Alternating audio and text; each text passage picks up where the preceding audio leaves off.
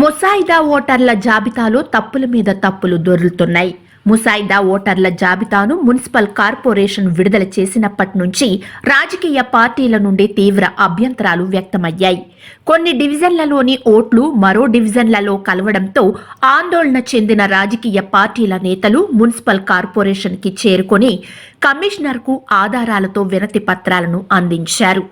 ఓటర్లను డివిజన్ల వారీగా కేటాయించే సమయంలోనే అధికార పార్టీ వారికి కొంత మేలు జరిగే విధంగా ఓటర్లను తారుమారు చేసినట్టుగా తెలుస్తోంది.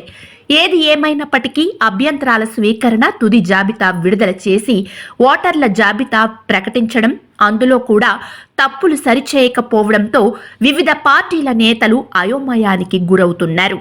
22వ డివిజన్ పద్మావతి కాలనీలో 2432 మంది ఓటర్లతో పట్టణంలోనే అతి తక్కువ ఓటర్ల జాబితా ఉండగా, మర్లు శాంతినగర్ కాలనీలో 3939 మంది ఓటర్లతో అతిపెద్ద డివిజన్గా అధికారులు చేర్చడం విస్మయానికి గురిచేసింది.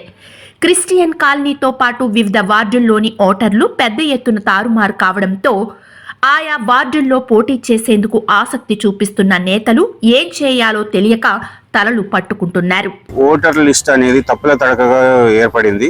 ఇప్పుడు ప్రజెంట్ ఉన్న కౌన్సిలర్ ఒత్తిడి మేరకు మ్యాప్ మళ్ళీ చేంజ్ చేసి, మళ్ళీ అది సెకండ్ మ్యాప్ కాకుండా మళ్ళీ థర్డ్ మ్యాప్ ఇంకోటి కొత్తగా చేంజ్ చేసి, రాజకీయ పార్టీ నాయకులు, అధికార పార్టీ నాయకులు వాళ్ళ తొత్తులకు సీట్లు కావాలని వాళ్ళకు అనుకూలంగా మ్యాప్ చేయించుకొని, వార్డు అన్నప్పుడు వార్డుకు సంబంధం ఉండదా?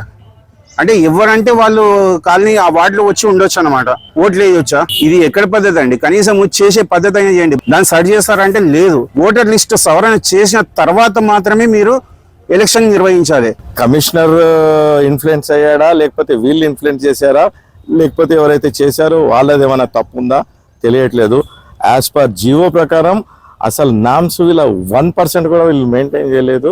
ఆఫీసర్స్ ప్రాపర్ ఇన్వెస్టిగేషన్ లేక, ప్రాపర్ ఎంక్వైరీ లేక, వాళ్ళకు నచ్చిన వాళ్ళది వాళ్ళకు ఇష్టం వచ్చిన వాళ్ళ పేర్లు యాడ్ చేసుకుంటూ ఈ ఎలక్షన్ లిస్ట్ తయారు చేసిండ్రు. జాబితాలు సరిచేయాల్సిన మున్సిపల్ అధికారులు ఓటర్ల జాబితాను సరిచేయకుండా ఇలాగే జాబితాను విడుదల చేయడంతో ఇప్పుడు ఎన్నికలకు వెళ్తే తమకు తీరని నష్టం జరిగే అవకాశం ఉందని రాజకీయ పార్టీలు ఆందోళన వ్యక్తం చేస్తున్నాయి.